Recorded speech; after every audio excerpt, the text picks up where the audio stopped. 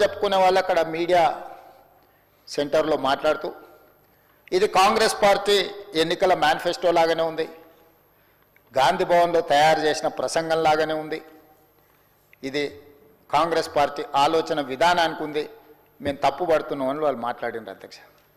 నిజంగా నాకు ఆశ్చర్యం కలిగించింది అధ్యక్ష. 10 సంవత్సరాలు ప్రభుత్వాన్ని నడిపి 10 సంవత్సరాలు కేంద్రంలో రాష్ట్రంలో అదేవిధంగా ఉమ్మడి రాష్ట్రంలో మంత్రులుగా చేసిన పార్టీ అధ్యక్షతన ఆ నాయకుడు అధ్యక్షతన నడుస్తున్న పార్టీ, ఆయన మంత్రివర్గంలో పనిచేసిన శాసనసభ్యులు ఈ రకంగా మాట్లాడడం నాకు ఆశ్చర్యాన్ని కలిగించింది.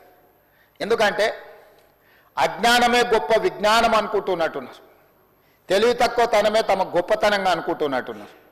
అధ్యక్ష, ఏ రాజకీయ పార్టీ అయినా ప్రజల దగ్గరికి ఎన్నికల ముందు మమ్మల్ని సమర్థించమని అడగడానికి వెళ్ళినప్పుడు ఆయా రాజకీయ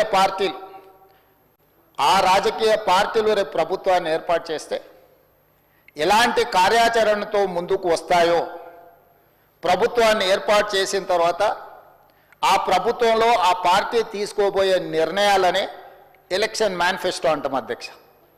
ఆ ఎన్నికల మేనిఫెస్టోను ప్రజలకు వివరించి ప్రజల యొక్క మన్ననలు పొంది ప్రజా తీర్పును తమకు అనుకూలంగా చట్టసభల్లో ప్రజాప్రతినిధులను ఎన్నుకునే విధంగా ప్రభావితం చేసి వాళ్ళ చేత ఎన్నికైన ప్రభుత్వం మెజారిటీ సభ్యులతో ప్రభుత్వాన్ని ఏర్పాటు చేసి మంత్రివర్గాన్ని ఏర్పాటు చేసుకొని ఆ మంత్రివర్గము ఎన్నికల మేనిఫెస్టోలో ఇచ్చిన హామీల ప్రాతిపదికన ప్రభుత్వపరమైన పాలనా నిర్ణయాలు తీసుకొని ఆ పాలనా నిర్ణయాలనే మంత్రివర్గ ఆమోదం చేయించి మంత్రివర్గం ఆమోదం పొందిన అంశాలనే గవర్నర్ గారు ఉభయ సభలను ఉద్దేశించి ప్రసంగిస్తారు అధ్యక్ష.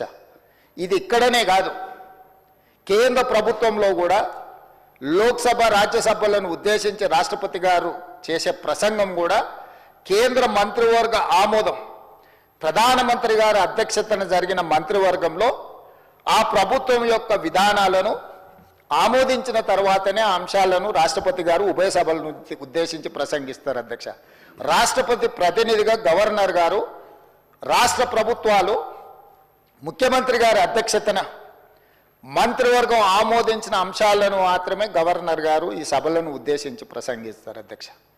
ఇప్పుడు నేను వాళ్ళకు గుర్తు చేయాలనుకున్నది ఏంటంటే, మా ఎన్నికల సందర్భంగా మా మేనిఫెస్టో ఎలక్షన్ మేనిఫెస్టో కమిటీ చైర్మన్గా సహచార మంత్రివర్గ సభ్యులు శ్రీధర్ బాబు గారి నేతృత్వంలో తెలంగాణ ప్రజలకు మేము ఇచ్చిన మాట ప్రకారం ఆ ఎలక్షన్ మేనిఫెస్టోనే ప్రాతిపదికగా దాన్నే ఒక బైబిల్గా, ఖురాన్గా, భగవద్గీతగా భావించి చిత్తశుద్ధితోని అందులో ఉన్న అంశాలనే మా ప్రభుత్వం ఈ 15 నెలలుగా అమలు చేసుకుంటూ అమలు చేసిన అంశాలనే మంత్రివర్గంలో ఆమోదించి మంత్రివర్గంలో ఆమోదించిన అంశాలనే గవర్నర్ గారి ప్రసంగం ద్వారా ఉభయ సభలను ఉద్దేశించి 4 కోట్ల తెలంగాణ ప్రజలకు వివరించడం జరిగింది.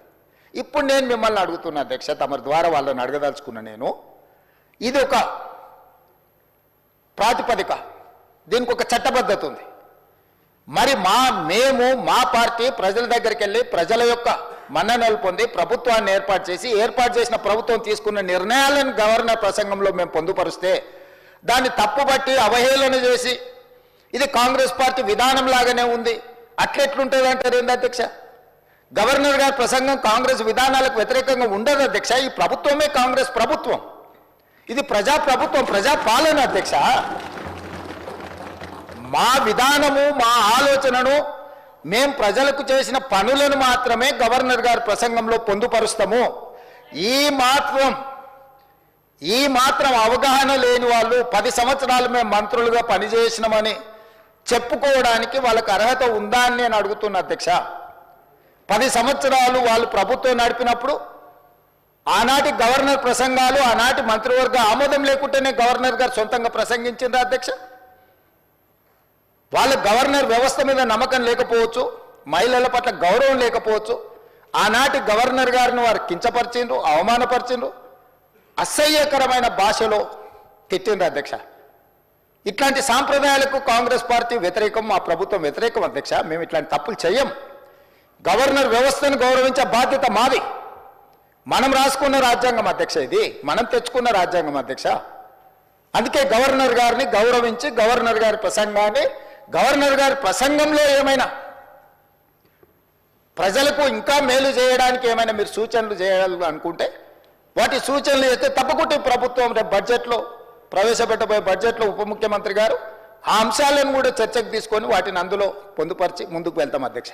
కానీ ఈరోజు వాళ్ళు ఇట్లా మాట్లాడాల్సిందంతా మాట్లాడతాం, ఎవరు మాట్లాడినా అడ్డుకుంటాం, ఆ తర్వాత మేము వెళ్ళిపోతాం. ఖాళీగా ఉన్నది కదా అధ్యక్ష. మన పార్లమెంట్ ఎలక్షన్లు ఇదే జరిగింది కదా అధ్యక్ష. నేనేం చెప్పినా సున్నా అవుతుంది, గుండు సున్నా అవుతుంది అని చెప్పిన కదా అధ్యక్ష. ఇట్లనే వివరిస్తే రేపు శాసనసభలు కూడా గుండు సున్నా అవుతుంది అధ్యక్ష. అదేవిధంగా అధ్యక్ష, ప్రజల సంక్షేమం, ప్రజా శ్రేయస్సు కోసం మేము పరితపిస్తూ ఉన్నది ఉన్నట్టుగా కళ్ళకు కట్టినట్టుగా చెప్పాలనేది నా తాపత్రయం అధ్యక్ష. అబద్ధాల ప్రాతిపదికన ప్రజల్ని మభ్యపెట్టి ప్రతిపక్షాలను లేకపోతే వాళ్ళ మీద ఆధిపత్యం చెలాయించి వాళ్ళ గొంతు నొక్కి ప్రభుత్వాన్ని మేము నడపాలని అనుకుంటలేము అధ్యక్ష. అందుకే తెలంగాణ రాష్ట్రం దేశంలోనే సమున్నతంగా అన్ని రంగాలలో నిలబెట్టాలనే తాపత్రయంలో మా మంత్రివర్గ సహచరులు తమరు ఈ వ్యవస్థలన్నీ కూడా మా ప్రభుత్వ అధికారులు కూడా సంపూర్ణంగా సహకరించబట్టి చాలా విజయాలు సాధించినాం.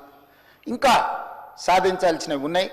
ఈ అంశాలకు సంబంధించి ఈరోజు మనం చర్చించుకుంటున్నాం. గవర్నర్ గారు లేవనెత్తిన అంశాలతో పాటు అదేవిధంగా ప్రభుత్వంలో ఇప్పుడు ఈ జరిగిన 15 నెలల పరిపాలన మీద ప్రతిపక్ష సభ్యులు పల్లా రాజేశ్వర రెడ్డి గారు కావచ్చు, జగదీశ్వర్ రెడ్డి గారు కావచ్చు, మహేశ్వర్ రెడ్డి గారు కావచ్చు, లేకపోతే కూనంనేని సాంబశివరావు గారు కావచ్చు, అక్బరుద్దీన్ ఓవైసీ గారు కావచ్చు, మిత్రులు రామచంద్ర నాయక్, ఆది శ్రీనివాస్ గారు,